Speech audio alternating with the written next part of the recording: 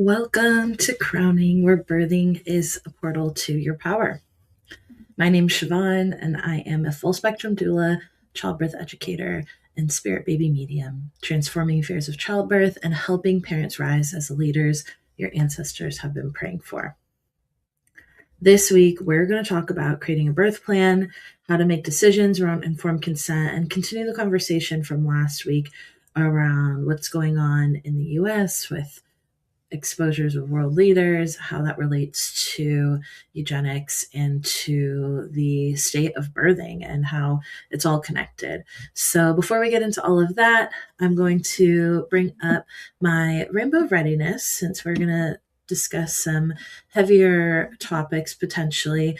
And if this is your first time joining me, this is just a little self-assessment for you to decide if it's a good time for you to engage with this material. Not only because I'll be talking and scrolling through articles that could just be boring and not received if you're not in this centered optimal zone, but also because we're talking about birth in the wider context that we birth within the world. And it can have some very triggering topics, especially if you are someone not yet familiar with the history of birthing in the US. It's a racist history, it's a violent history, and it's not just history in the past. We are seeing different versions rebirthed of the same very anti-life cultures and systems. So that's the kind of stuff we get into on here, and as well as just some evidence. If you are somebody that is thinking about birthing one day, if you are somebody that is currently pregnant and thinking of planning, starting your plans for your pregnancy, you are in the right place. And I promise I'll make it all make sense and how it's connected as time goes on. But let's just start with, I'm going to ring a little bell and give you a moment to see here where you might lie, where your nervous system's at today. Consenting either out loud or just from within to participate in this conversation. And I love to see who is here and present in the chat. If you'd like me to know and to engage more directly with your questions, those are always welcome in the chat. And we are also going to do a little centering practice to get us into what I like to see as the centered zone where optimal growth can happen. So I haven't really gotten to my nervous system summary yet on this show, but I think everyone who's joined so far understands. And so if you don't, put in the chat if I need to explain this further, if you're lost. That is my goal, is to make sure that I'm taking y'all with me on this little journey, this non-linear neurodivergent journey of crowning. And if we are good there, I'll take this down and let's see. Did I fix having some sounds? No, I didn't add them to this kit. I wanted to have a little, let's see what their built-in is looking like. Daydreaming.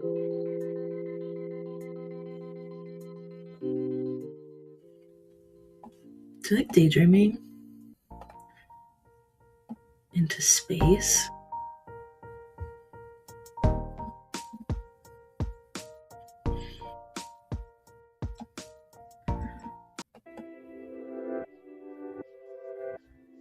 I think I like the lo-fi better.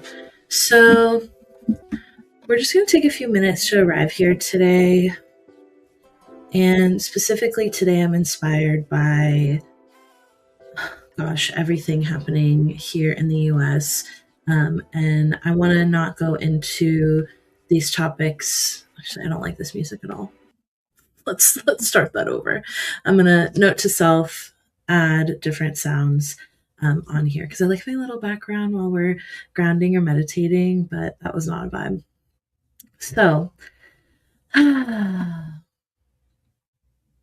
arriving here myself and just wanting to acknowledge all of the pretty much unavoidable news. And if you've avoided it, then I also would be surprised and curious about how you do engage with things going on, because it's stuff we do need to know. And so we don't need to know the specifics, but the specifics, unfortunately, really, really paint the picture of just how violent and sinister these people who are running the world are, the economies at least. And so I want to try and keep it away from there, while also recognizing that what's going on, especially the news of harm to children, harm to babies, and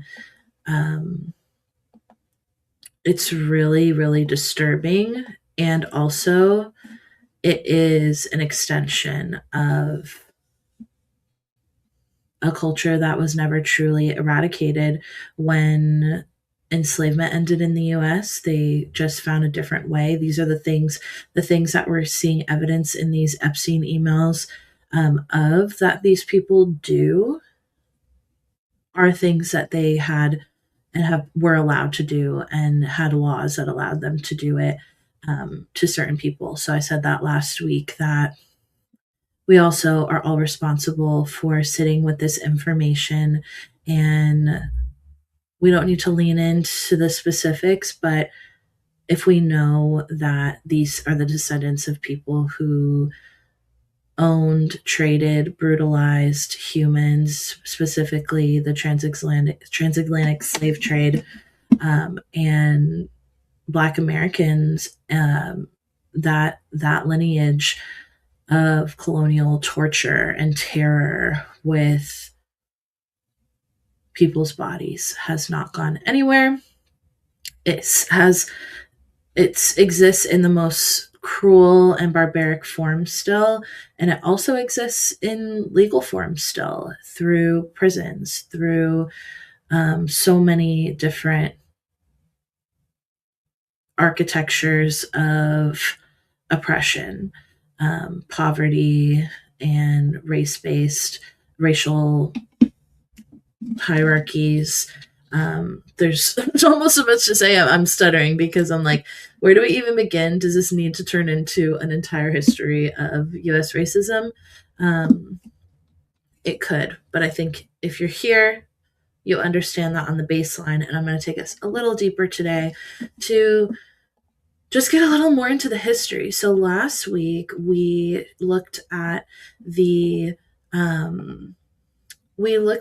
PBS article about the history of eugenics in the US, and everything is cited in there on the last episode. And so usually a couple days after the episode airs, then Marge, our associate producer, takes it and gives us some chapters to help organize all of that. So this right here was attached to that link from last week, and it basically directed and said, look at the history of eugenics in your state. And so I'm going to do that. I haven't looked at this fully through yet, but it felt like something to do, and you can do this with me. I'll drop the link right now if you're here live and want to do this with me. Otherwise, it will be in the show notes. But similar to how I think everybody should look up and see what native land they live on, this feels pretty significant right now. And I'm going to take us into, I just skipped over. I said we were going to meditate, huh? I skipped over that. But this is actually going to set us up for that, because I'm really thinking about relationship to land. I'm thinking about bloodshed on land, and I'm thinking about what's coming out in these emails around ritual and yeah, it's sickening. So I'm really trying to determine how explicitly I want to talk about it, but I also don't want to censor it. Like, these people are doing blood rituals with children and infants, and there's so many survivors who've been talking about it that we need to listen to. And right now, a lot of people have been dismissed as conspiracy theorists, and the receipts are now available. So I'm going to take a look at this, and then I will lead us into our meditation, if that's okay, this week, because I think that's where I want to send our energy and our heart to, is, looking at all these lives that have been just, controlled without consent. And the theme of today is really consent and informed consent. And later on, I'm going to share some practical tools for your toolkit on how to practice informed consent with your medical providers, whether it's in pregnancy or other navigation of the healthcare system. That's what's coming after this. Okay, so eugenics, compulsory sterilization in 50 American states. American eugenics refers to compulsory sterilization laws adopted by over 30 states that led to more than 60,000 sterilizations of disabled individuals. Many of these individuals were sterilized because of a disability. They were mentally disabled or ill and belonged to socially disadvantaged groups living on the margins of society. American eugenics laws and practices implemented in the first decades of the 20th century influenced the much larger sterilization program between 1934 to 45, leading to approximately 350,000 compulsory sterilizations, and was a stepping stone to the Holocaust. So a few things in here. One, the Holocaust refers to the Jewish Holocaust and Nazi Germany. And eugenics, I use this term more broadly because it does include any type of engineering of the population for discriminatory reasons or supremacy reasons. Yet this is great to look at the specific context of what even, the academic world, the historians of the Western world how they would define it. So there's a eugenics movement, which is what we're learning about here specifically. And then there's ways that it still exists and persists and lives on in our existing systems. So that's what we got into last week, was that Hitler and Nazi Germany, they were directly inspired by the United States with how they designed a Holocaust. Israel is directly inspired and shaped by the United States to engineer a genocide and Holocaust of people in Palestine.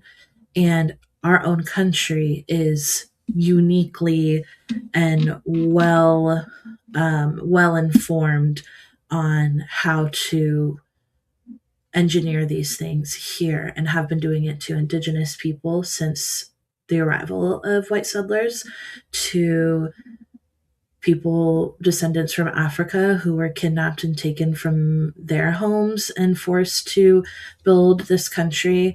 And it continues on in the treatment of, right now, we would say immigrants, but again, immigrants, if we're talking about Central Americans, these are indigenous people to our land. So this is still this is anti-indigenous. This is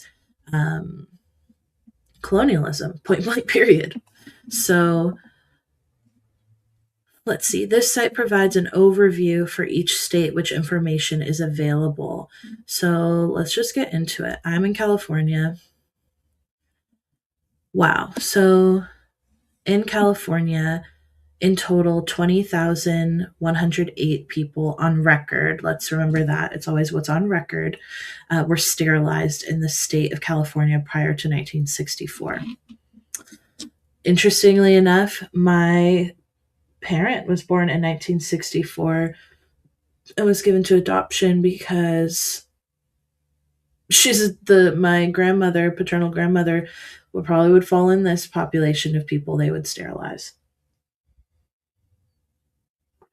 California had by far the highest number of sterilizations in the United States, 1/3 of all sterilizations nationwide. The numbers of men and women sterilized were about equal. almost 60% were considered mentally ill. More than 35% were considered mentally deficient. Men and women of Mexican origin represented 7 to 8% of those sterilized. African Americans, 1% of the population, but 4% of the sterilizations. However, because of the sensitive nature of the records, many are difficult to access or have been altered. This suggests that the total known number of sterilizations may be conservative compared to actual numbers. Yeah, absolutely. So the first sterilization law was passed in 1909, steadily increasing until 1950. Prior to 1921, there were 2,558, and this rate continued to increase until 1950. California differed from other states in that it did not significantly decrease with the Great Depression. After 1950, the rate slowed, and only 85 sterilizations occurred after 1960. So here are the laws. So the first law was enacted in 1909, and it remained largely unopposed for the next 70 years. So let's get into that, of like the ways that it's easy to look back with judgment and say, oh, in 1909, and for like being unopposed for 70 years, people didn't care that folks were being sterilized. Whereas now it does horrify us in many ways. And at the same time, we still, especially, I come from a liberal upbringing, for which when I speak liberal, I'm speaking neoliberalism, Democratic Party, loyalists, that which on the world scale is even still very centrist and not progressive. So something that I talk about, and if you don't know the nuances of like voting, just I grew up thinking like Democrat, if you're left of center, you're good by me. And then basically finding out like Democrats still to this day uphold a lot of things that reinforce eugenics, and it's based on who we believe deserve it, and making ourselves the judgment of good and bad, and living in these binaries of good and bad. We still support things that take away people's autonomy because we think it's best for them. One example that comes to mind is how passionate people get about controlling what people with food stamps buy. That is such a big one that people get so worked up about. People who consider themselves liberal will have oftentimes strong opinions on how poor people should spend their money, or if poor people should have children. And the point is that no matter what your judgment and belief is about that, anytime we give the state more power to control that, we fuck everybody over. Because why are we giving away our rights willingly when it comes to a system that will take any chance it can to abuse that power to control populations? And so anytime we allow dehumanization and taking of people's autonomy away by law, we create a slippery slope. Even if you do believe, whatever good-hearted reasons people have to believe that these things are right. So a second law was passed in June 1913, repealing the first law and establishing different guidelines allow for a wider range of people to be sterilized.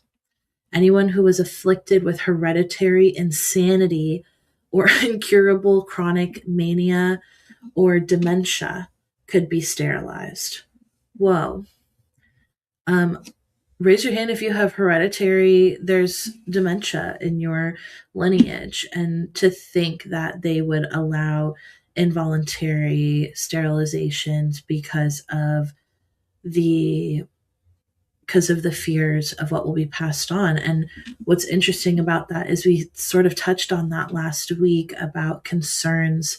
And I hear these concerns from folks who are scared of having children with disabilities. And so either they don't have children at all because they think that they would be irresponsible to bring a child onto the earth with disabilities. It's like this internalized ableism that still lives on when these laws don't exist anymore. And also, who is being called a lunatic?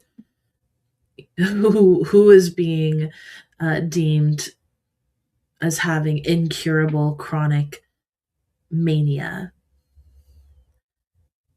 Women who don't conform. Immediately that's where my mind goes. My mind is like me. Because even my spiritual beliefs and my belief in connection with the divine and speaking with my ancestors and life around me, that's something that would have had me institutionalized. And I've done a lot of work unpacking and destigmatizing stepping out as a animist witch in general. In fact, I was actually thinking the other day that I was going by birth witch for a while instead of doula, and I'm feeling it again. I'm kind of liking it. So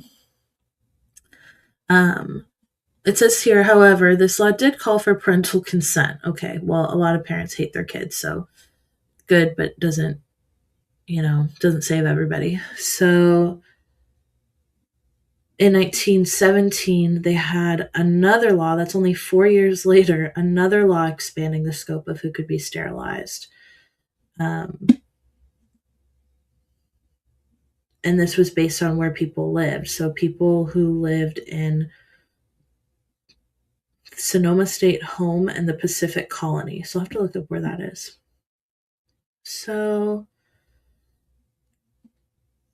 yeah, these sterilization laws were significant, largely for their overt language, effectively applying to anyone who we deemed abnormal, as well as for the omission in terms of patient rights.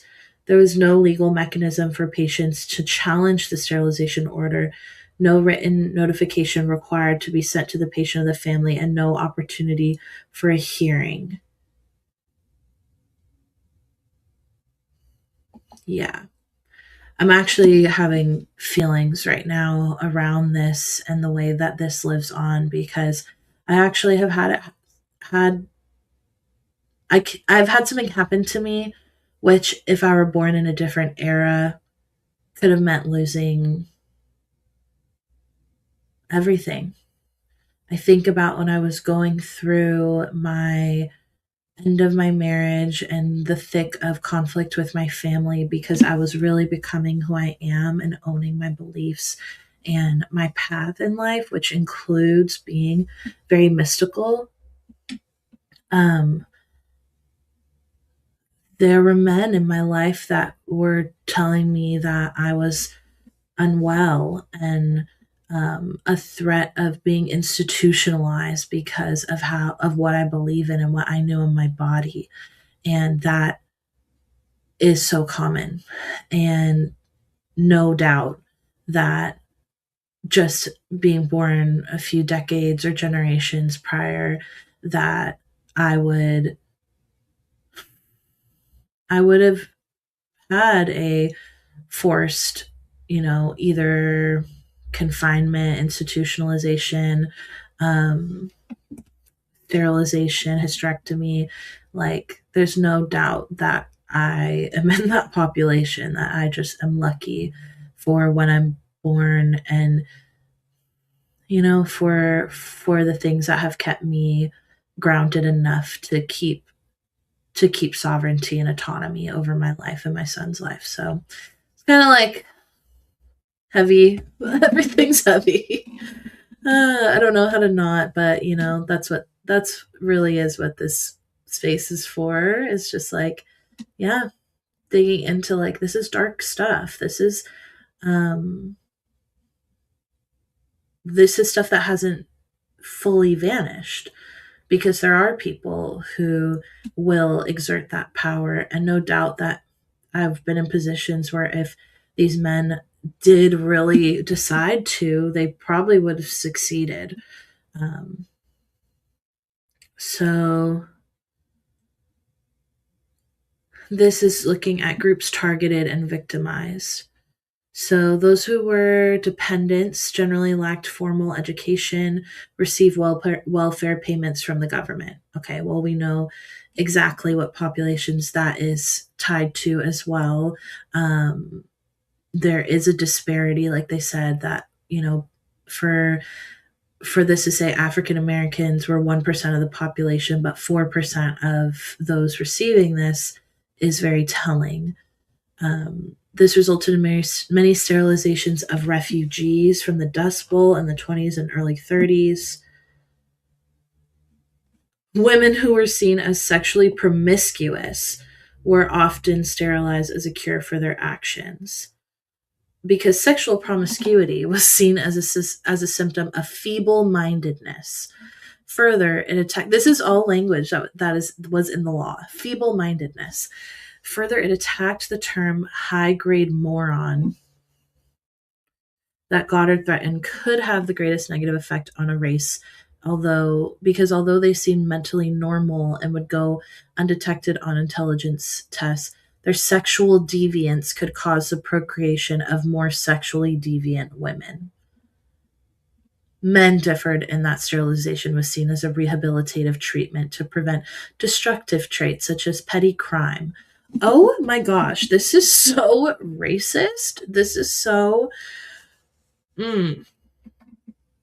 Again, this is why I'm reading this out loud on here, because it's like I know so much, yet there's always like new. It tells me the infinite potential of a creative mind and the audacity or caucasity, as some would say, to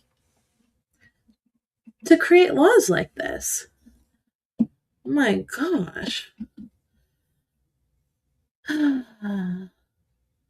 Mental deficiency was a very broad term, including everything from the socially undesirable traits such as sexual promiscuity to schizophrenia. Well, that's a range. These included alcoholics, epileptics, individuals with Down syndrome, the insane, and those who were manically depressed. The range of those targeted was expanded as a result of the laws over the years, disproportionately female and racial minorities. Mexicans and African Americans were also disproportionately sterilized. Inmates in prisons, especially those whose crimes were sexual in nature, were targeted in the early years, but later the focus shifted primarily to those with mental illness. So this was 100 years ago, and that's not that long ago. It's like it's both at the same time. It's like with everything going on right now, because what are they trying to say right now in this current moment? That trans people, that it's a mental illness, all of this, and they don't necessarily want to sterilize. Maybe that's a different goal right now. Now it's almost like forced birth. And if you're really looking at these Epstein emails, there's a lot of talk of eugenics, forced birthing, purchases, mass purchases of DNA tests. That's one thing in there in those emails was Epstein trying to buy so many DNA tests that 23andMe emailed and was like, is there a reason you need so many DNA tests? Again, it's not funny. If I'm laughing, it's nervous laughter because it's just so screwed up. But then you have Elon Musk in those emails, and Elon Musk is talking about in the like New York Times, or no, I don't know about what magazine, in some high profile magazines, is it Forbes, where they where this couple was like, yeah, Elon, what do they call them? They're like, it's a form of eugenics that these people are obsessed with breeding and birthing. So the pronatalist movement. These people are wanting to, where is that couple? Where is that little couple? Here we go. Oh my gosh. I'm getting worked up now, as you could see. Because it's just the exact same thing. So the pronatalist movement is like what Elon Musk, he has a ton of children through not relationships. Like he's obsessed with breeding. And let's see. I was trying to find this one article because there's this one couple that talks about like these parties in Silicon Valley where people are being strategically set up because their genetics. And this is a form of eugenics. And they are saying that it's because they feel responsible, these people, for like populating the earth.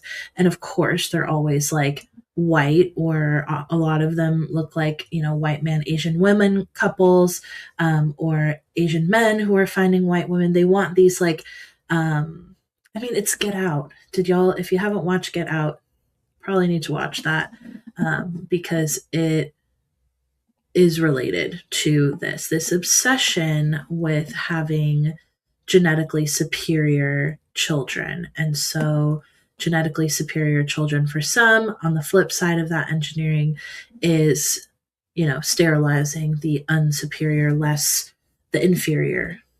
Sterilize the inferior, breed the superior. It's literal textbook white supremacy. And hello, the Nazis loved it. Oh, and look, major proponents, if this doesn't drive home the point. Paul Popenoe, fuck you, was raised in California and studied biology. He wrote columns promoting eugenics. He believed that charity was the reason society had so many degenerates that have survived for so long. Oh, hating poor people 100 years ago, Paul?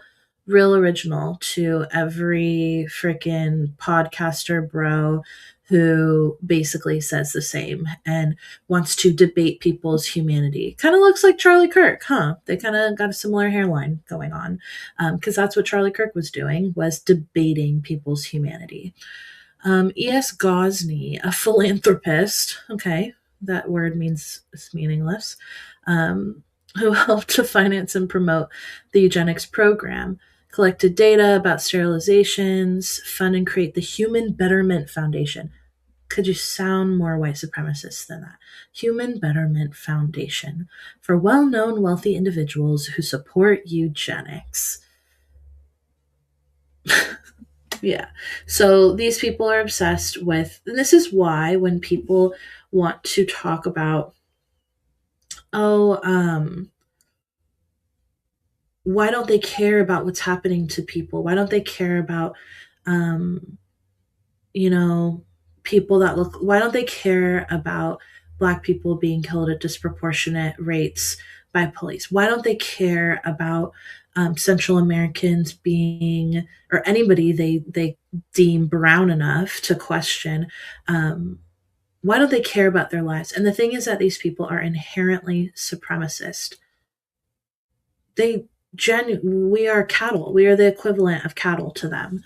And so these are the same people running the freaking, look, the LA Times had a eugenics column, and they're still reputable. So anyways, if we didn't know, let's see.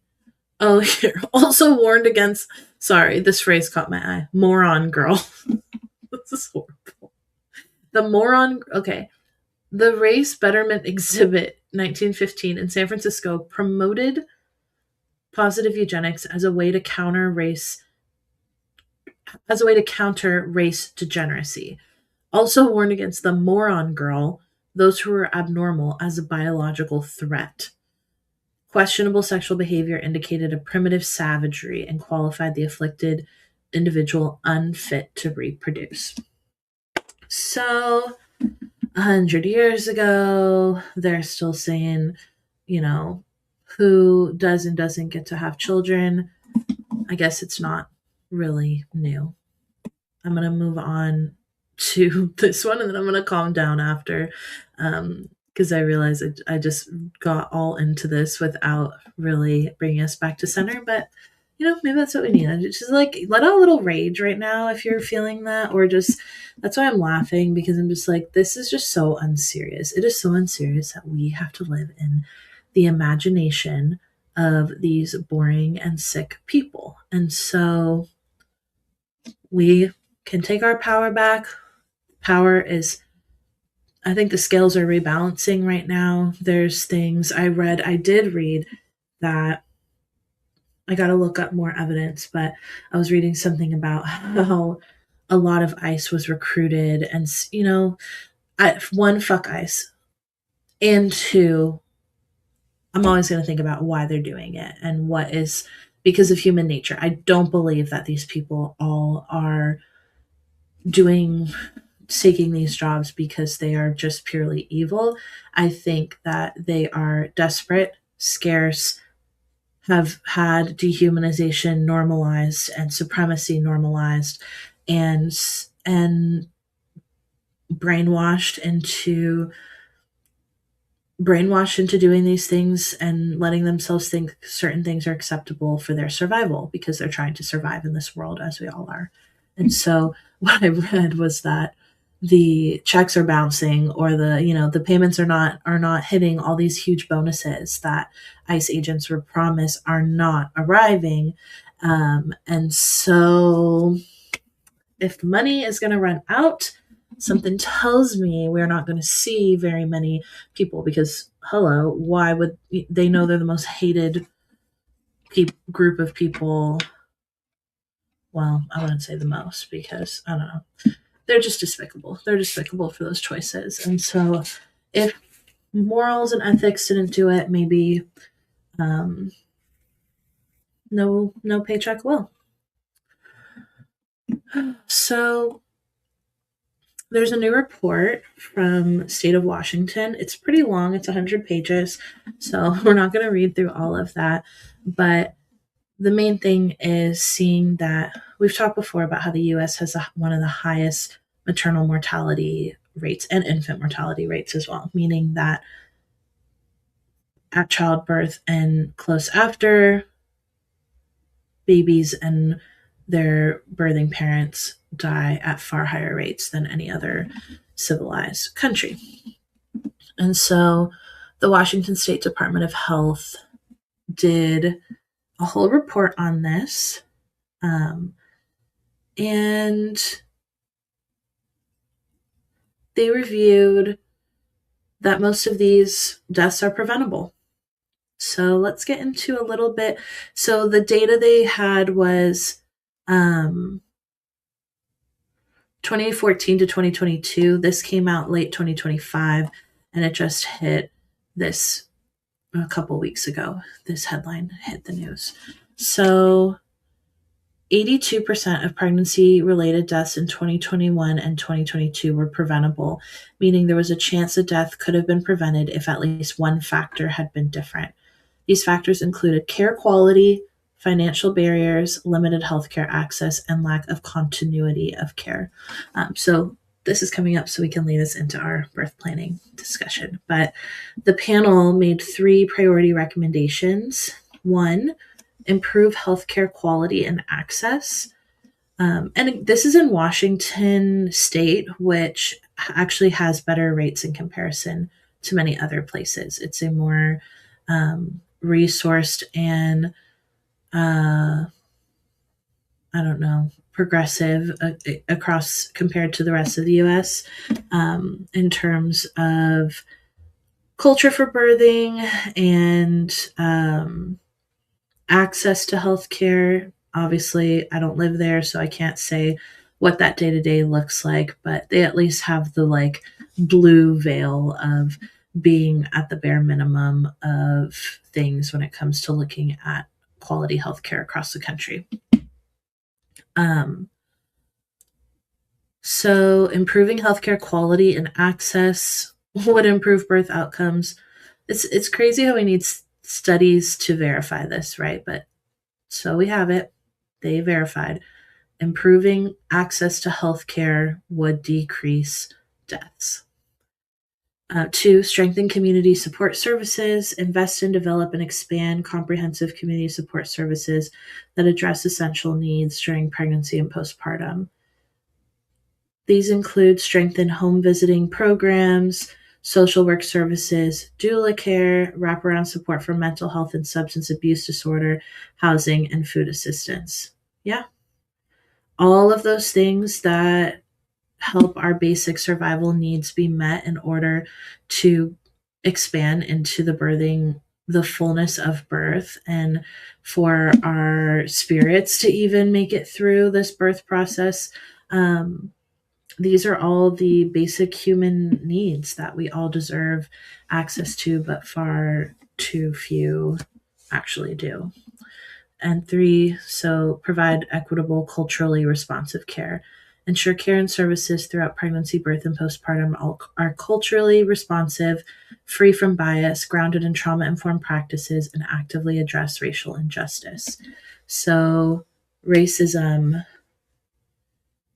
straight up verified, racism is a huge factor in birth outcomes. And this culturally responsive care can include, being even just navigating a system free of biases, which is pretty much impossible when it steeps our entire culture, which is why, as we get into the topic of birth planning, it is important to consider your identities and how accepted you feel and seen you feel receiving care throughout pregnancy, because, and I don't say this to scare anybody, I say this because it is the data is showing us that there is a higher number of deaths than anywhere around the world. Many of them are preventable, and that a lack of healthcare access that is of quality, that bare minimum is free from racism and other biases, these are things that would save lives. So I want to keep these things just at the heart here, that improving quality and access, strengthening community support services for that full, well-rounded care, and not being subjected to discrimination and systemic oppression during that would all save lives. So with that, that's where I'm going to take us into just a little grounding moment, because that was heavy for me. I'm going to spray. This is my little field shield that I made to protect my energy field. And if you're on your end, I'm going to spray some your way. And just take a breath in. Exhaling, letting our roots drop. We went a little in a different order today, and I'm just trusting the flow that we are in. I've got my butterfly from Marian Crystals, who is a jewelry maker. So shout out to Marian.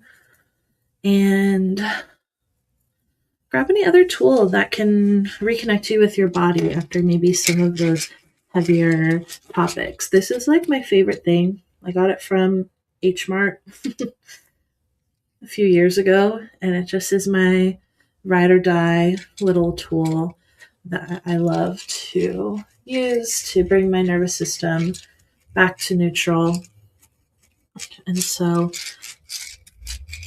notice for yourself what your go-to is. There a natural way that you get in touch with your body? Is it self-massage? Is it just breathing or swiping energy?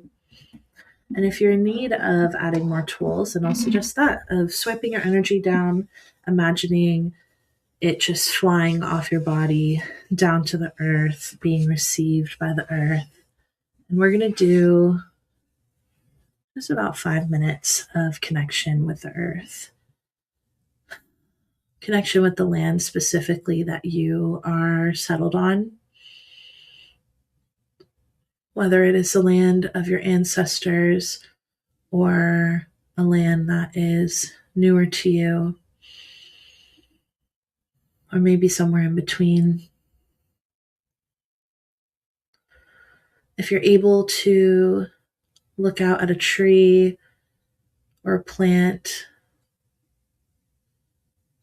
or imagine one and notice the first one that comes to your consciousness, this is your reminder that when you may not have any humans to co-regulate with, to connect with, the spirits of the land, the spirits of the plants, so many of them are eager to be that co-regulator, and that these are relationships that can support us through day-to-day change, through transitions of other realities, shifts in relationships that we might be navigating, grieving losses.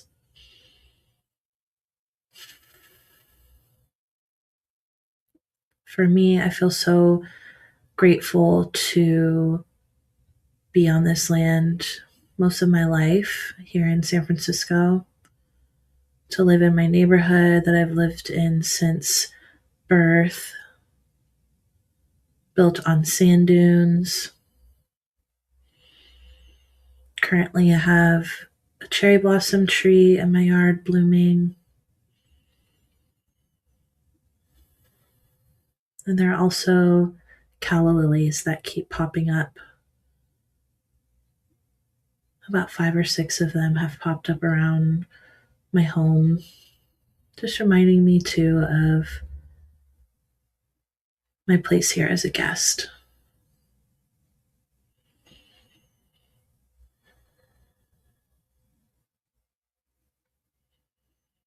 And as you're connected to this land that you're seated on, imagining threads extending from your limbs and the base of your pelvic floor,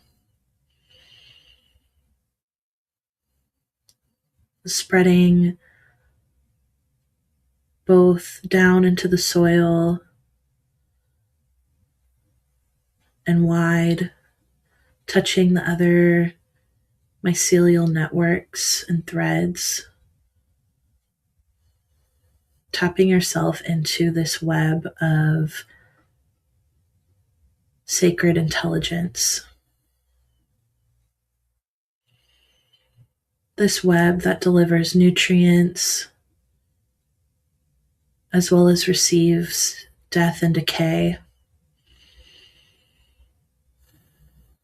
without needing words, without needing you to write anything or inform them. They just know. And as you exhale, they receive everything that you send out of your body, ready to be composted.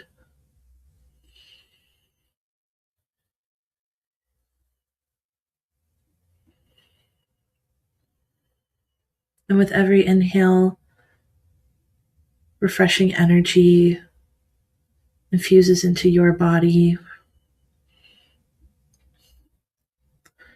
coming into closer balance and harmony with all the life around you and within you.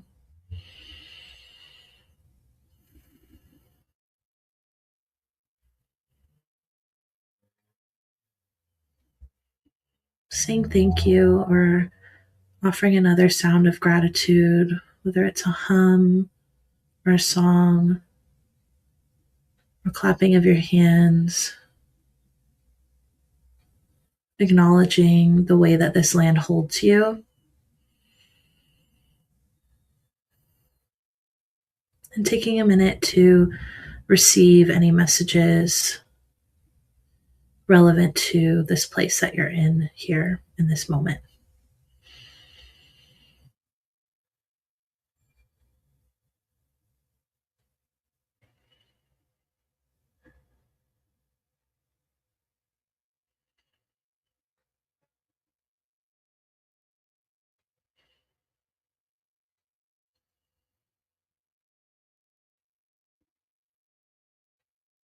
I like to ask, how can I show my gratitude and just let myself receive whatever comes to mind or in my body?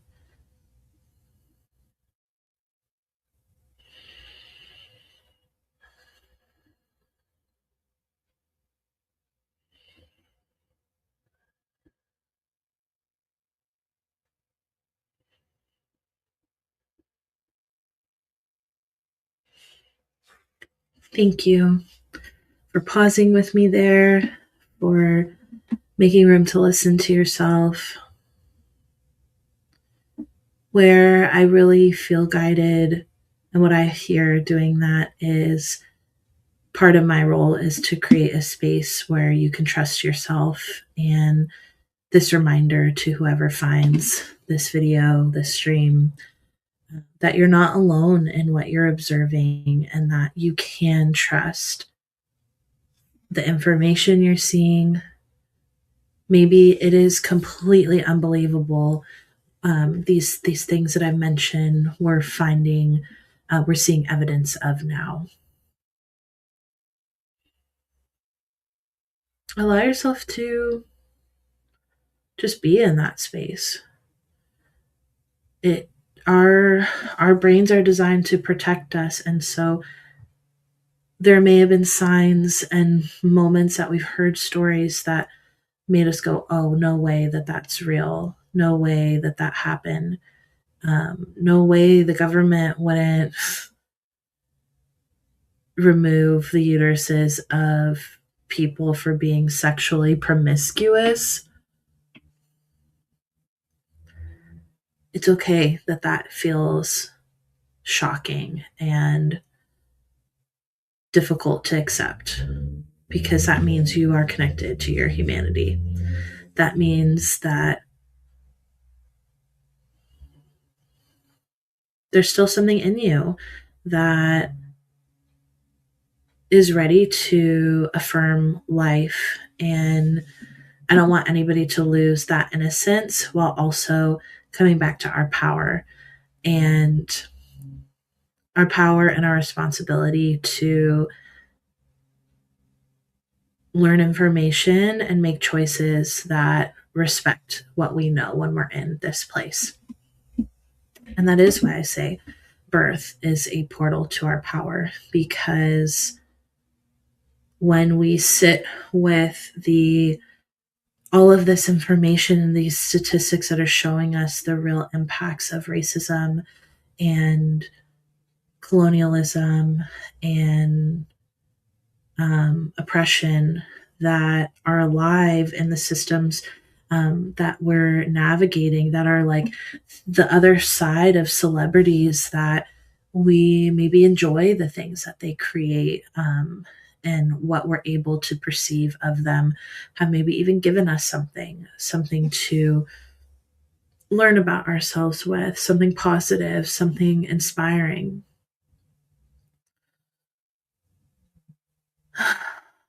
I want you to just trust yourself that it's safe to accept these truths, and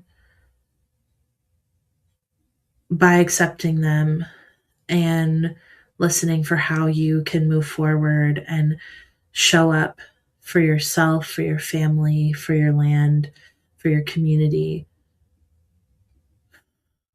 you can do both. We can do both. And this is what we're building. This is what's so complicated about this moment, is we are experiencing in real time the grief of the world as we were taught to know it, that image shattering and crumbling, and looking for something different to envision, and having the courage to imagine something that is more in line with our values.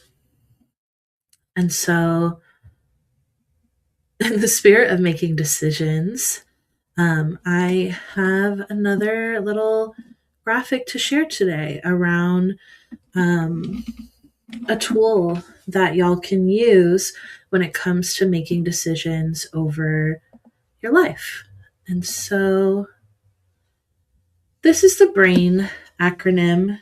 And interestingly enough, I cannot find an exact source for who maybe first came up with this, but everything I've learned, I learned it in my doula training, I think, and it just seems to be credited to doulas and midwives, they say in like maybe the 70s.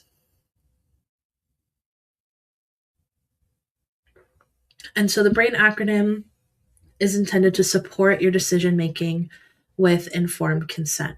And so this is created with childbirth in mind. This is created with the scenario of speaking to your provider. And I really wanted to bring it in today so that y'all can have something and start practicing this, because it takes a lot of practice and reminders for this to become something second nature when we are in a space where we're making decisions. And so, as I say sometimes, that birth is the high stakes environment for putting a lot of these things, like our relationship with our voice and our ability to make choices. It puts it to the test. And so this is just an introduction. And I highly encourage you to practice this, especially if you're pregnant. Bring it to your partner so that you can build this comfort and this belief in your body that by asking questions, by making sure that your consent is informed by evidence, informed by your intuition, that this allows you to be fully prepared for the systems that we are birthing within. And so there's relevancy in this for home birth as well, but really looking at the central example that we're approaching this from is from the lens of a hospital birth experience. And so we looked at all of that evidence around eugenics just in California alone, and knowing that these are things that have lived in the medical system that are only barely 100 years old, and that many hospitals have been open for that long, and cultures continue and white supremacy continues. By understanding this, you are taking responsibility for your awareness of the systems that we're choosing to birth within when it comes to a hospital, that these are places where great care can be received, absolutely. And they're also places with loyalties to an institution and not to you. They are for-profit businesses, or at least they need to generate revenue if they're not for-profit explicitly. They are operated by humans who exist in this world and who are not free of biases. And if this Washington maternal mortality report told us anything, it's that humans and our interactions with one another have the greatest potential for impact when it comes to our care. And so let's see here. I'll go back to that here. All of these things, quality, a strengthening in community support, culturally responsive care, these are all things that come down to individual human choices and conditioning. And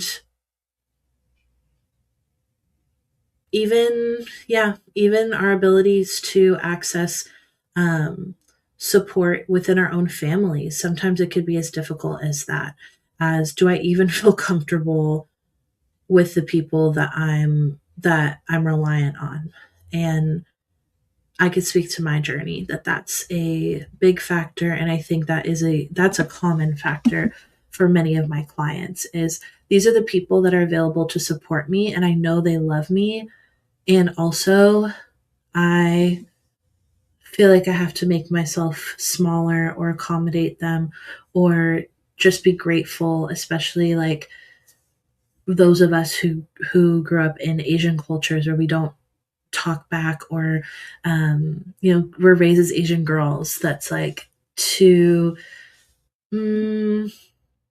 accept things and not vocalize our unique needs and desires. And many of us of all cultures may not even have partners or parents who know how to receive our direct requests without some personal feelings or conflict. So there's a lot. It's very loaded.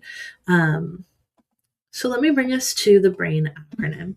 So BRAIN stands for benefits, risks, alternatives, intuition, or nothing.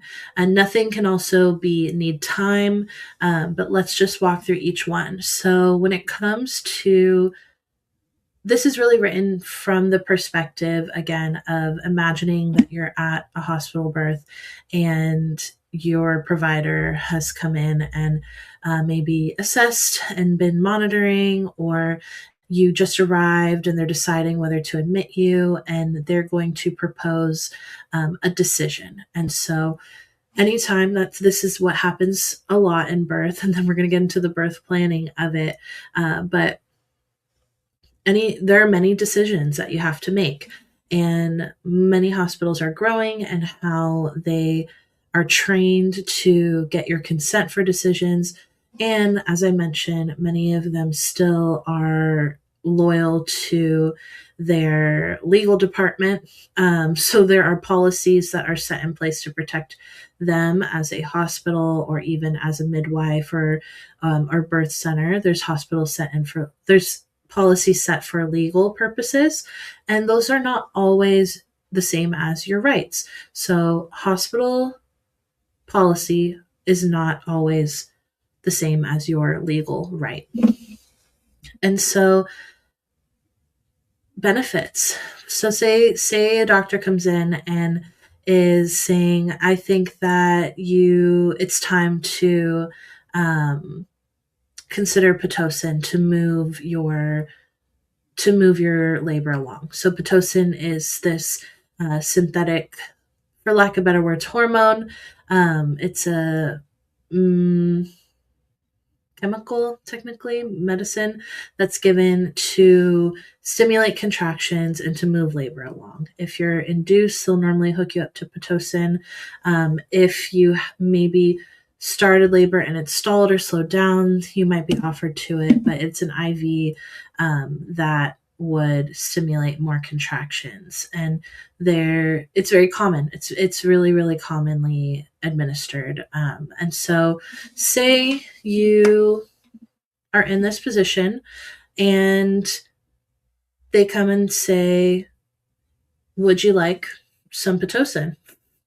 Actually, a better one might be, would you like fentanyl? That's common. That's another really common one that's given, which is wild if you think about. It's meant for hospital scenarios, but just the word fentanyl sends off little triggers sometimes. So you can ask your provider, well, what are the benefits? How would this help me, my baby, or my labor? R is for risks. What are the risks? How will this affect me, my baby, and how will this affect my labor?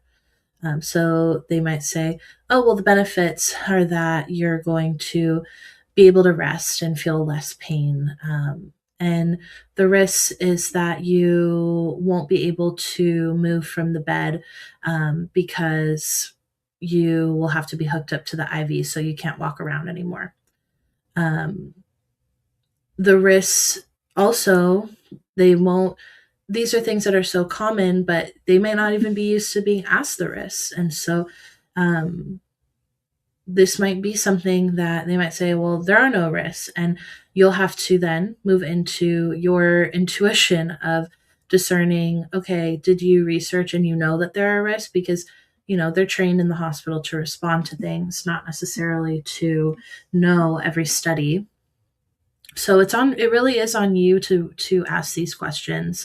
And that's why when we create a birth plan, we can look ahead of time at what are the different options that might be available to you. So we're asking, what are the benefits? What are the risks? What are the alternatives? What else? What are my other options for pain management or for moving things along?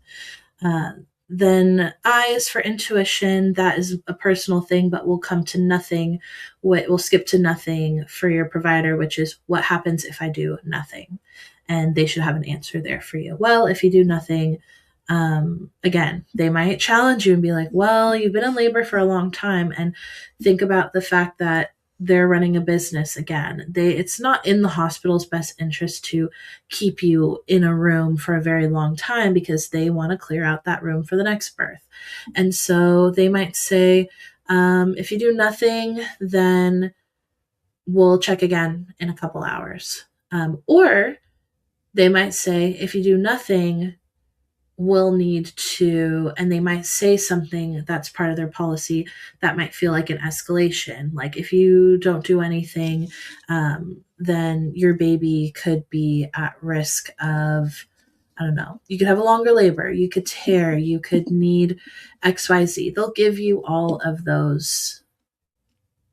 They'll give you a list of things. And the reason intuition is so important in this is because it is really up to you and your intuition to decide for yourself if the reason they're giving is necessary and evidence-based for you. And so they might say, well, your baby is, they might say, would you like to induce your baby's measuring big? That is not an evidence-based reason, but it's very common. I was told that. And because I didn't know how to really look up the evidence and trust myself, I let that be kind of one of the factors that let me choose induction, which sent me through a lot of interventions. And so your intuition in making your decision is going to be really important to decide and trust yourself. Okay, do you trust that this nurse is informed? Are they showing you signs that they're just kind of going with the status quo? And maybe you need to call the doctor in if it's a nurse, or to get another opinion, or to what my distance clients will do, or even when I'm at the hospital, to say like, can we have the room alone? I want to think about it for a few minutes. And they'll leave and we'll talk it through, and I'll pull up or reference evidence that I know your doula should be able to give some type of offer of, I don't know, wisdom, whether they've experienced the situation before, or they know where to look or who to call to find out a little more information, as well as just holding that space for you to decide, okay, like this is what I want to do, without the provider looking at you or the pressure of whoever it is that you might be feeling like you are inclined to people please with. And so ask yourself, what is my intuition saying? And you can always say, I'd like to wait. So I try to put things in quotes so you can practice for yourself. One of them is, I'd like to wait, or I need some time. I need a little time to make this decision. And then if you receive pushback for something that you're sure you want, so you make that decision and you say, I'm going to decline. And they might say, well, I don't know. They're not really trusting you in your decision making. Again, use your intuition to discern for yourself. Okay, if they're really feeling strongly about this, is there something I'm missing? Do I need more evidence to inform my opinion? Or is it time for me to assert my right, which you have the right to say no to anything. And if they push back on it, my number one phrase I have clients practice is, please write in my chart that I decline that. When you say something like that, please write down in my chart, or you can put in my chart that I said that I declined. You are taking away the dynamic of, feeling like you're debating this person about your care, and putting it to what their real motivation is, which is to protect themselves legally, and to follow hospital policy. And a nurse, when we're talking about nurses, that's usually what's going on, is they are responsible to, do things as they are trained to, and to protect themselves and their employer legally. And so the one way through on that still kind of takes it off of them is by asking them to document what you said. So please write in my chart that I decline that. They might get a little attitude. They might be like, oh, okay. They might feel like you're giving attitude because they are, again, humans that may not be used to having pushback, that they may have their own struggles with saying something like that. So just keep that in mind, that you have the right to decline. No is a complete sentence. And the BRAIN acronym is here to support you in that. And so try remembering it and saying it out loud to yourself. Benefits, risks, alternatives, intuition, nothing. And you can play with that if need time helps you remember better, that's cool too. Now I'm going to bring us back to my notes, because I did say today that we were going to talk about creating a birth plan. So this is really intended there to support asserting and vocalizing that birth plan. But let's talk a little bit about what to actually think about when creating a birth plan and the basics. And this is definitely going to be a multi-episode conversation, because creating a birth plan is so specific. And so next week, I will actually be on retreat, thank goodness, for soft power. And so no crowning next Wednesday, but the week after that, I think I want to refresh it before putting it on screen, but the birth planning worksheet that I have. Actually, do I have it accessible? Because I could just show you it before I change it. Do I? I don't think I have it saved on here, actually. Okay, we're not going to do that. So, what is a birth plan? A birth plan is a usually typed up or written few documents that detail your preferences and choices that you would like to make for your birth process. And so today we're going to speak about hospital births and creating a birth plan for that. And then next episode, we'll go into the fuller picture of postpartum planning and everything that I think should go into it.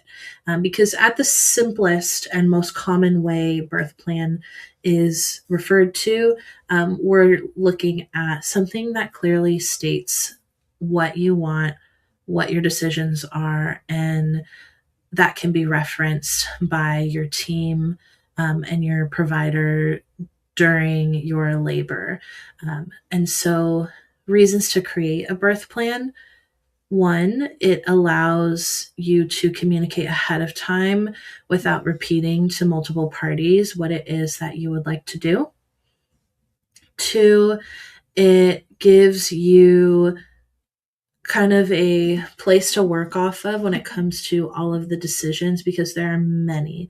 And the reason I say I want to revise my birth plan worksheet again is because I often see, and the hospital may even give you one. And so typically your hospital will give you some kind of like template for one for you to do. And I've seen many of them, and some templates have every decision under the sun that they don't even really ask you about when you're in the labor. Like, I'll be honest, I'll see a lot of people, they see a printed birth plan, they don't even really look at it.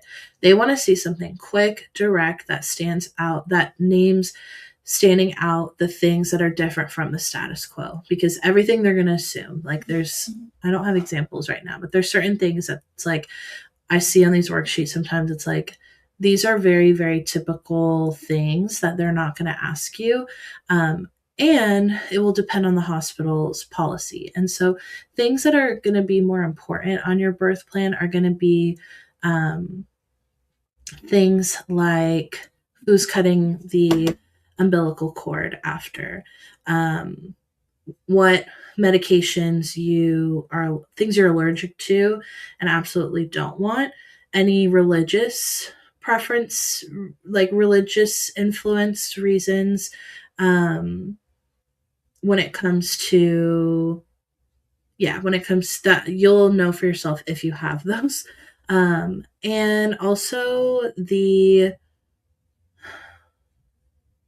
other big one that is in there usually is how you want your babies, like newborn. The first thing is in newborn care. So things like skin to skin, um, delaying the cord clamping, the um, baby staying in the room with you and having all of their testing done there in the room. There's things like that that are going to come into play that are really up to you. But spelling it out is just a helpful reference sheet because, as we talked about in the birth realm, the goal is for you to surrender to your birth experience, to not have to be pulled out to answer so many questions about what you want, yes or no on XYZ, especially if these are things that can be thought out ahead of time. Now, where a birth plan doesn't help you is for the decisions that will be emergent. So things that come up in the moment that you don't really know until you're there, what you would do. And this is why I wanted to talk about birth plans, because a big decision in there that people that I think deserves more conversation is what you would do with an epidural. And so that was kind of the topic for today I wanted to touch on. And if you don't know what an epidural is, epidural usually refers to the form of anesthesia that goes in through a needle at the base of into your spinal, taps into your spine, spinal fluid, and gives you pain relief and removes sensation from the lower part of your body. That is commonly just referred to straight up as an epidural, although it can be used for a lot of other things. And I think more specifically, what we refer to it is like epidural analgesia, I think is the word. So many people ask about, should I get an epidural? It's this big debate. And then there's also the further conversation of people who feel like if they don't, then there's some like supremacy and better than you kind of attitude for people who don't have them. But I just from the jump need to say that I don't see it that way. I believe that physiologic birth, which is uninterrupted, unmedicated birth, I believe everybody should understand how that works and be informed going into childbirth with the process and what would go on with your body if you were to go on with unmedicated, uninterrupted. The reason I think this is so important is simply because not everybody may have access to an epidural. And so when we look at the evidence, the best one I found was this podcast from Evidence Based Birth, which I have the transcript of, but I don't really think it will help us to pull up and go all in today, because really the summary of it is that when compared to other types of pain relief, opiates, injectables, epidurals have more positive results. There is virtually zero death risk when it comes to an epidural. However, the main risks and that I've observed are there's always a risk anytime you're injecting anything, and so there is there are risks of other complications. There are risks of needing continuous interventions. And so those are the risks that we're talking about when it comes to a risk of an epidural. But why I still think that people need to understand how to birth or how birth works without one is because you may have a labor that's too fast and may not even make it to a hospital for an epidural. You may not be eligible for one, which is more of a rare case, but there are things like blood pressure that could put you in a higher risk with an epidural. So there may not be access for those reasons. There may not be access depending on how busy anesthesiology is. I've been at hospital births where anesthesia was so busy that they're not able to come. Like my client is birthing in active labor, moving through a level of pain, which has them saying, I want an epidural. And the anesthesiologist can't come over for another 2 hours. One time was like this person, it took anesthesia 2 hours to get there. And by slowing down to think about, waiting for it, that's valuable time that could have been spent going within, trusting your body, and continuing to labor. Not to say it wouldn't end with one anyways, but that thought and this like externalizing of the pain and the expectation, I've watched it slow down labor. And in 2 cases, I've watched that lead to cesareans, which was not the goal. So learning physiologic labor and being open to the possibilities that your desires might change is what I think goes into a solid birth plan. Anytime someone has come to me saying, I absolutely don't want an epidural, or I'm just going to have an epidural, both of those, I believe and have experienced, set people up for a feeling of failure. And I want to distinguish a feeling of failure with actual failure, because having an epidural is not a failure. It's not. Having a cesarean is not a failure. But the feelings that they failed when the expectations are so rigid set us up for that lasting trauma. And so trauma is the things that stay in the body, and there are people who don't take trauma away from their birth, even if it does go as not planned, even if it's unpredictable, even if they had a cesarean and they wanted a vaginal delivery. These are not necessarily determinants that say you are going to have a traumatizing birth. These are the things that say you're going to have a birth that, well, I'm gonna change gears there, because I think you get the point, which is that any rigid plans, just loosen that grip. Just loosen that grip. That's all I have to say on that, is that if you feel like there is only one specific way that you're going to birth, just loosen the grip and stay open to the possibilities of surrendering to your birth instead. And so a good birth plan has both the elements of your core values and have a statement and a self-advocacy for what you believe that you want based on a value. And also it needs to have an element of flexibility and room for how to respond when things don't go as planned. Who is the person that can speak for you if you're not able to speak for yourself? That's important in a birth plan. Things like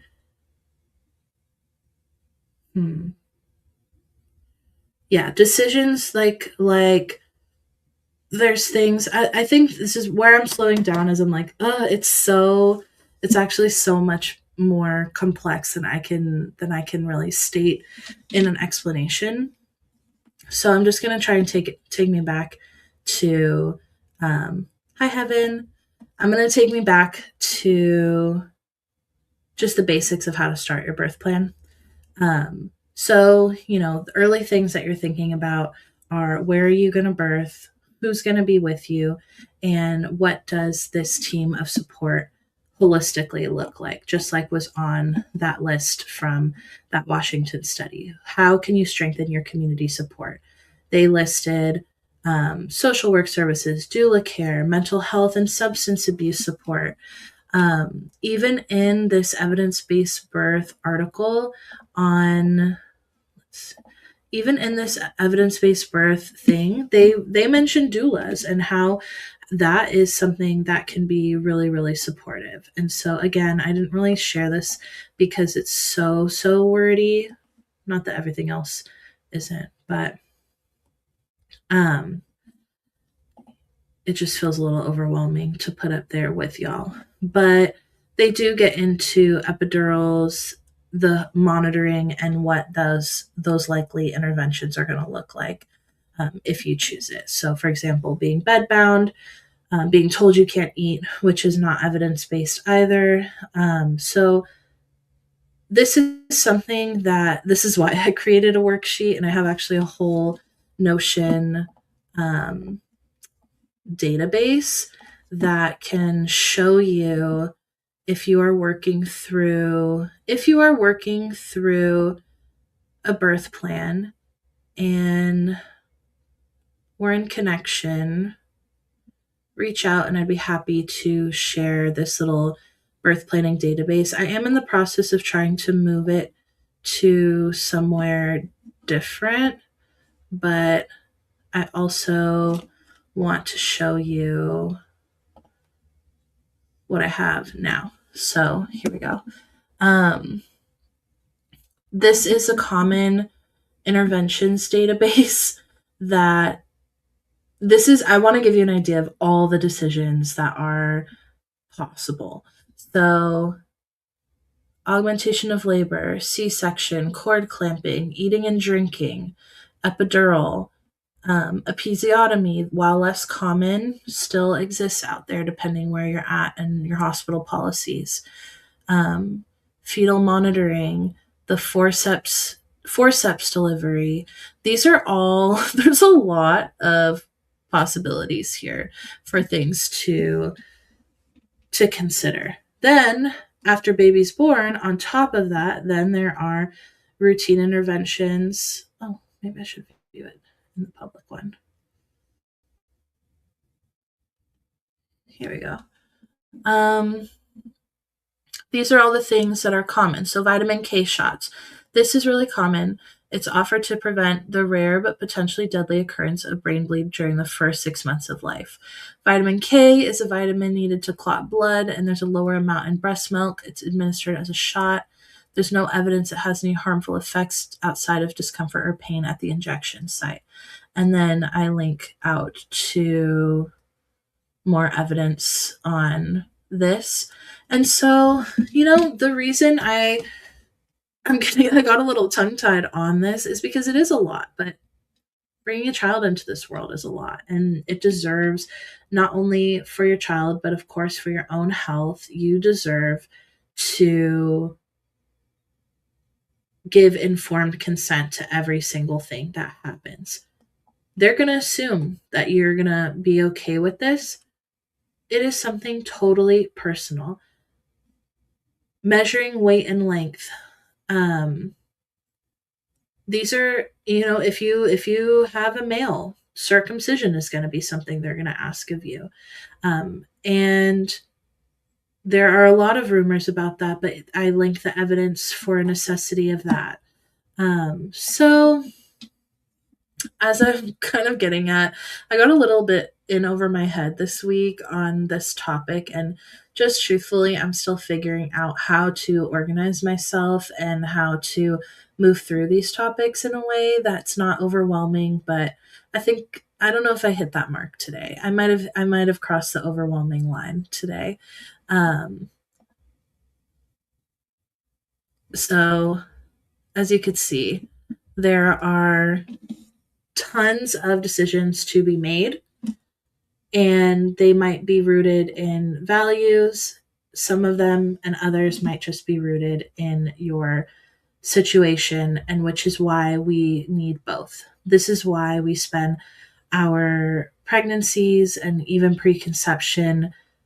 This stuff I really wouldn't worry too much about preconception.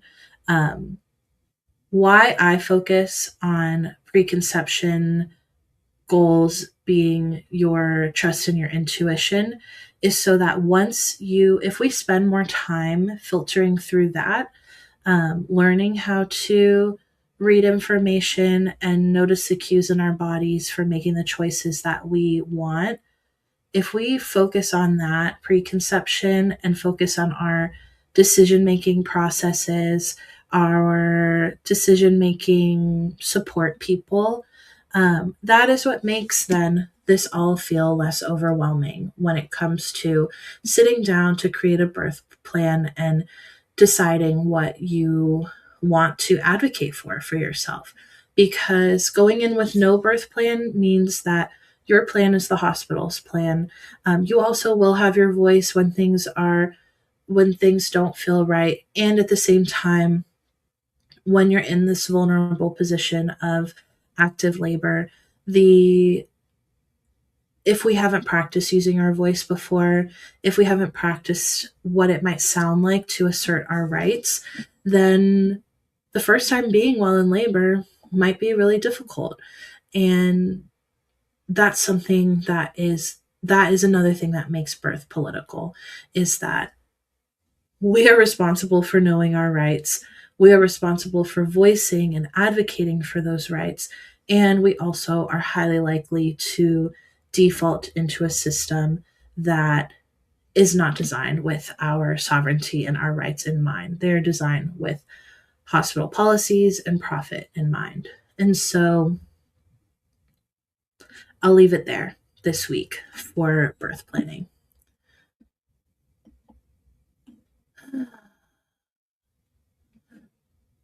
Thank you for joining me live.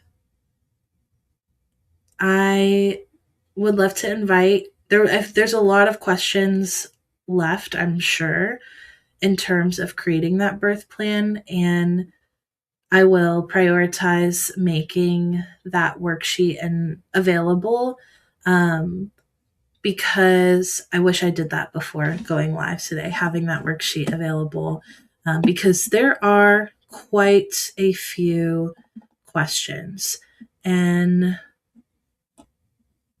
the only person that can answer them is you.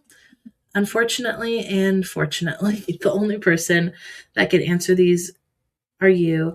And as we see right now, in a system that is designed to decide our birth outcomes for us and that do not see us all as humans, deserving of autonomy and decisions over our own bodies, the sooner we prepare, the sooner we start practicing these things and understanding these things, then the more likely we are to be able to birth from an empowered place, to then having built those skills during birth will then support us for the long future ahead of parenting from that empowered place as well, where we trust ourselves as the decision makers over our children's safety and their futures. And that's also really big. There's so much coercion, and I have so much I could say about that, about the decisions and impossible, like feeling of being cornered by systems to make certain decisions for my son, and what the consequences of saying no are. There are the consequences of saying no to the status quo when it comes to birth and parenting can be serious. And that's what I don't want to gloss over when it comes to creating our birth plans. There are reasons, depending on your identity and where you live, why you might not assert something so far from the status quo, where people might go along with a policy because in the bigger picture, it preserves their safety. I have had clients who have allowed themselves to be misgendered in the hospital, non-binary clients who allow that because they feel safer with shaping into an identity that the provider can more likely respect. And that is their own source of, that's a whole other thing for them to process, is that feeling, balancing that with the feeling of abandoning maybe part of your identity that's very important. And so these are all things that are real. And this is why I try to deliver them with care so that people know that, like we talked about a few weeks ago, the term, if you have a miscarriage, they might use the term abortion. And if you don't feel comfortable with that, you might have feelings about what we've attached to abortion with the actual medical procedure name.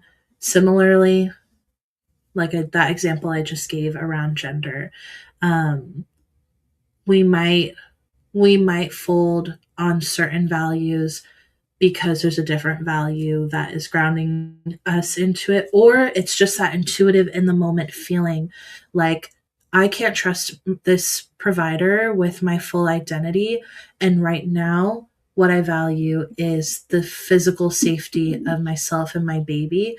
And I hate that these are decisions that we have to make sometimes, but my role is to prepare you for them and not to set you up for disappointment, especially now that we've seen that that equitable, culturally responsive care is a factor that will save lives. So this feels like the most important thing to stick to and to think about when it comes to improving your own birth outcomes. If you're somebody who's thinking about a future birth, is where are you most likely to receive healthcare of a quality and access that you need? Who is the community and what are these support services that you need to receive? My clients who've had the most successful births, and success defined as close to what their desired outcome was, but sometimes it's not their desired outcome, but it's still successful because they felt like they were in the decision-making position through all of it, even if that decision ended up being a cesarean. And what those parents had in common are very robust care teams, a doula, multiple doulas, some of them, a therapist, a body worker, as it says here, substance use, communities that support people navigating not using substances during their birth. So things like recovery groups or other harm reduction kind of communities. There are many, many people, people that, neighbors, if you have other children and dogs, people who can support those responsibilities while tending to your body and to a newborn. These are all things that we can think about and start to nurture in our lives and communities right now so that we can enhance the likelihood of just a long life for people.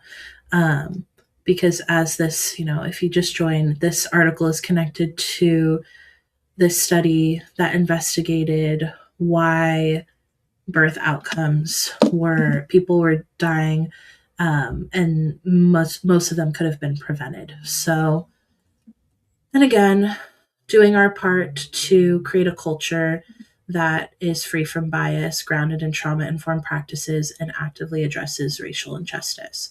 So moving that way in our lives. How do we model how approaching and speaking to one another is in trauma-informed ways? How can we also, back to that example of people, non-binary birth givers feeling like they have to surrender part of their identity. Well, what could we all do right now with the privileges that some of us may have to normalize use and care for others' pronouns, to normalize not being biased and letting racial biases and stereotypes persist in our culture. These nurses, these people who work in the hospitals, people who work anywhere that could interact with pregnant people, these are our neighbors, these are our family members, our friends. And so by being more informed, that's my goal, is that we're all more equipped to speak up, to shift the culture toward one that can really, really treasure and uplift life and survival and, livelihood and thrivelihood. I'm going to start that word. Increase the thrivelihood of our communities. So that's it for this week. Thank you for sticking with me through the ride, as always. And as a reminder, I will not be here next Wednesday. So taking next Wednesday off, I'll be here the Wednesday after. So please, if this inspired any questions for you, whether related to the topics we've covered so far or otherwise something new, drop them on what I call the Spirit Doula hotline. It's a form where you can drop your questions. And you can also drop any words of affirmation or something you've learned or testimonial, if you will, for this show. What are you loving about it? What are you wanting to see more of? I really want this space to be co-creative. And so far this winter, this past month, we're on episode 4. I've gone through some really, really intense personal life things. And so just showing up here to read through these articles, to think out loud, and also doing some prep of what to share and offer up to y'all has been a really, really lovely practice for me as a doula who is not currently client facing at this moment. Just I'm going to take births more towards the summer. And so everything I do right now are one-off sessions, or I have a few ongoing clients, I guess, but typically one-off sessions, spirit readings, energy work, doula consulting. And I really am creating, between now and the next stream, I'll create that birth plan worksheet for y'all to start looking at and working through. And yeah, thank you. Yes, okay, you're looking forward to the worksheet. Yes. So, yeah, my challenge always is that I want to expand everything. Sagittarius rising, everything is always an opportunity for expansion. Then I'm also learning, like, how do I deliver just these bite-sized things to y'all? Because like I said, I thought I was going to get to address the full thing of how to create a birth plan. And next thing you know, I've got, this full-on list of interventions and resources that could keep us here for days, if not weeks. And that is why preparing for parenthood is not a day or week activity. It is a year's kind of thing. And that's the culture that I'm trying to shift. So thanks for being here with me on Crowning, and we'll see you next time.